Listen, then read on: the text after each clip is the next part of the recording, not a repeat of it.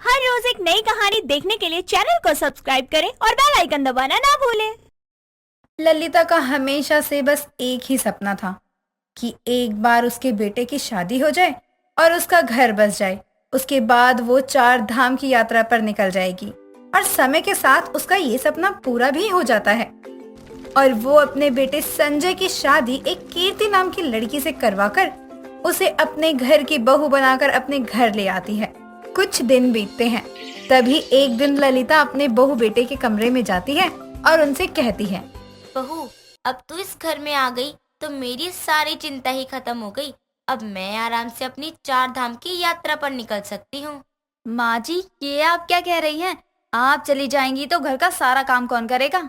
मैं कुछ समझी नहीं बहू, तू कहना क्या चाहती है? अब तेरे आने के बाद भी मुझे ही काम करना पड़ेगा क्या? हे भगवान, मैंने ये क्या कह दिया? माँ जी, मेरे कहने का मतलब है कि अभी तो नई नई शादी करके मैं इस घर में आई हूँ। अभी तो मैं ठीक से सभी रिश्तेदार घर वालों को जानती भी नहीं हूँ, तो घर क्या संभालूंगी? क्यों संजय, आप भी कुछ बोलिए ना। हाँ माँ, कीर्ति सही कह रही है। आप अपनी 4 धाम की यात्रा का प्लान फिर कभी बना लेना। अभी आप इतनी बूढ़ी थोड़ी ना हुई हैं। अच्छा, अब आप लोग बात करिए, मैं ऑफिस चलता हूँ। संजय इतना कहकर अपना बैग उठाकर ऑफिस के लिए निकल जाता है और बाकी सबकी बातें सुनकर ललिता भी चुपचाप अपने कमरे में चली जाती है। लेकिन ललिता के दिमाग से 4 धाम वाली बातें नहीं जाती और वो सोते जागते उठते बैठते हर समय अपनी बहू से 4 धाम जाने की बातें करती रहती, जिससे कीर्ति बड़ी परेशान हो गई थी। समय यूं ही गुजरता है। एक दिन कीर्ति की फ्रेंड ज्योति उसके घर आती है और कीर्ति को अकेला हॉल में बैठकर पीछे से आकर उसकी आंखों पर हाथ रख देती है। तभी कीर्ति गुस्से में सोफे से उठकर पीछे मुड़कर कहती है, ये क्या मजाक है? कौन है? ये क्या तरीका है? सॉरी यार, मैं ज्योति हूँ, तेरी फ्रेंड। तू तो बड़े गुस्से में लग रही है। मुझे तो लग रहा है तेरी शादी हो गई है। तू तो बहुत खुश होगी। कोई प्रॉब्लम है जीजू के साथ? सॉरी यार, मूड ऑफ था मेरा, बिना वजह तुझे सुना दिया।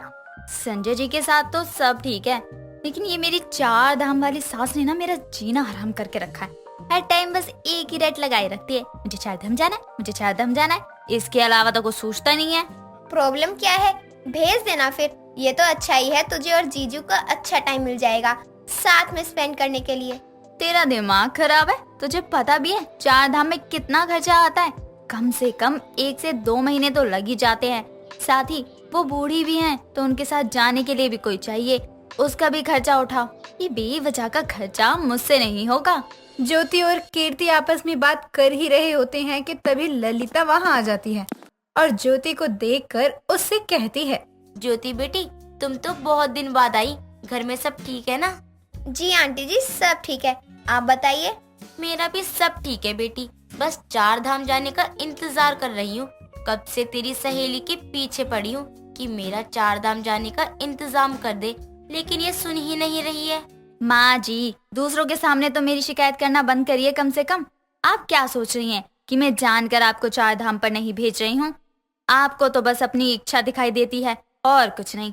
जब से इस घर में आई हूँ दुखी करके रख दिया है। 4 धाम में कितना खर्च होगा कुछ पता भी है आपको?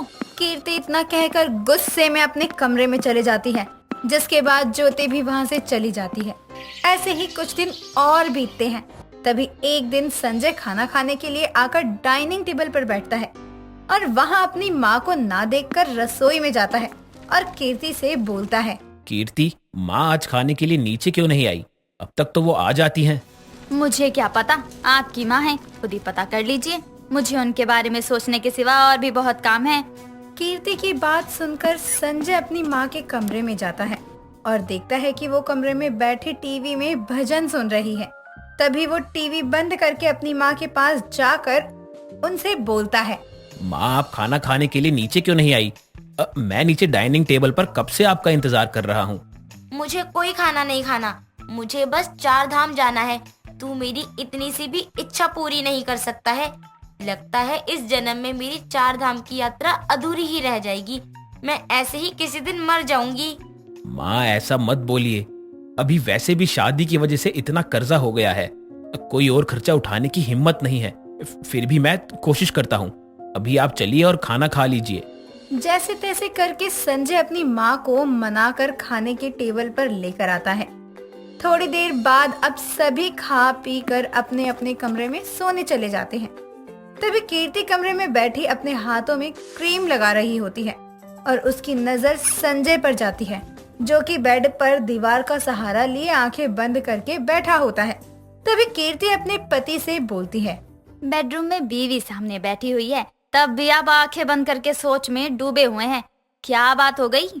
कुछ नहीं सोच रहा, बस माँ को 4 धाम की यात्रा करवा दूं। बेचारी बहुत टाइम से बोल रही है। कसम से इस 4 धाम की रट ने तो मेरा जीना हराम करके रखा हुआ है। दिल तो करता है इन्हें 4 धाम की यात्रा में भेजने की जगह सीधे भगवान के पास ही भेज दूं, वहीं करे ये 4 धाम की यात्रा।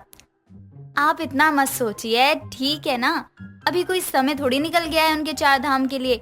शादी के बाद हम कहीं घूमने भी तो नहीं गए, पहले हम घूमने जाएंगे। लेकिन यार फिर माँ क्या सोचेगी कि उनके 4 धाम की यात्रा के लिए हमारे पास पैसे नहीं है और घूमने जाने के लिए इतने पैसे हैं। आप मेरे लिए इतना भी नहीं कर सकते। जब देखो माँ का पल्लू पकड़कर बैठे रहते हैं। चलिए ना, सासू माँ को बाद में करवा देंगे 4 धाम की यात्रा, अब मान भी जाइए। कीर्ति जैसे तैसे करके संजय को बाहर घूमने जाने के लिए मना लेती है और अपनी सास को 4 धाम की यात्रा पर भेजने की जगह खुद अपने पति के साथ घूमने के लिए निकल जाती है। उनके जाने के बाद ललिता अपने आप से कहती है, मेरे 4 धाम के लिए बहू हमेशा कोई ना कोई बहाना कर लेती थी और आज खुद घूमने के लिए चली गई, साथ में मेरे बेटे को भी लेकर गई है। पता नहीं मैं 4 धाम की यात्रा कर भी पाऊंगी या नहीं, भगवान ही जाने। ललिता इतना कहकर रसोई में जाकर अपने लिए चाय बनाने लगती है। कुछ दिन बाद कीर्ति और संजय घूम घाम कर घर वापस आते हैं तो उन्हें पता चलता है कि ललिता हॉस्पिटल में है। उसकी तबीयत बहुत ज्यादा खराब थी। तभी वो दोनों भागते हुए हॉस्पिटल पहुंचते हैं, जिन्हें देखकर उनकी पड़ोसन शांति कहती है, अच्छा बेटा, तुम लोग आ गए। तेरी माँ की तबीयत बहुत खराब है, बचना भी मुश्किल है कह रहे हैं डॉक्टर। वो कह रहे हैं कि कोई बात है जो उसके दिल में घर कर गई है, जिसकी वजह से दवा भी कोई असर नहीं कर रही। वो ठीक से दवा भी नहीं खा रही है। हे भगवान, ये क्या हो गया? मुझे माफ करना भगवान, मैंने तो गुस्से में ऐसे ही बोल दिया था। मुझे क्या पता था ये सच हो जाएगा। मेरी सासू माँ को ठीक कर दीजिए।